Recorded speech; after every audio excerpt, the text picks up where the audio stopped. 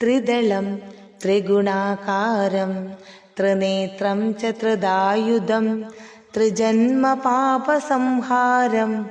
एकबिल्वं शिवार्पणम् त्रिशाखै बिल्वपत्रैश्च हृश्चिद्रैकोमलैः शुभै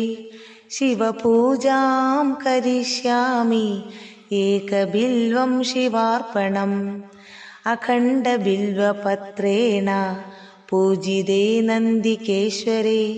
शुद्ध्यन्ति सर्वपापेभ्यो एकबिल्वं शिवार्पणम् साळग्रामशिलामेकां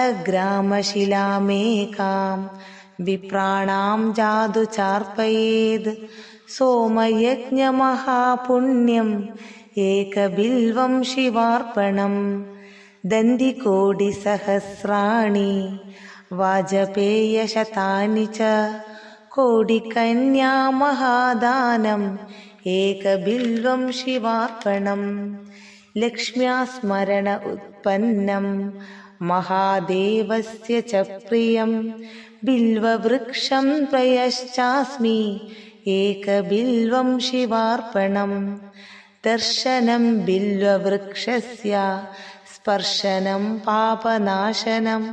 अघोरपापसंहारम् एकबिल्वं शिवार्पणम् काशीक्षेत्रनिवासं च कालभैरवदर्शनं प्रयागे माधवं दृष्ट्वा एकबिल्वं शिवार्पणम् मूलदो ब्रह्मरूपाय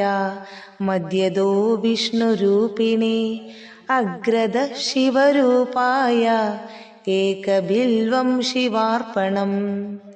बिल्वाष्टकमिदं पुण्यं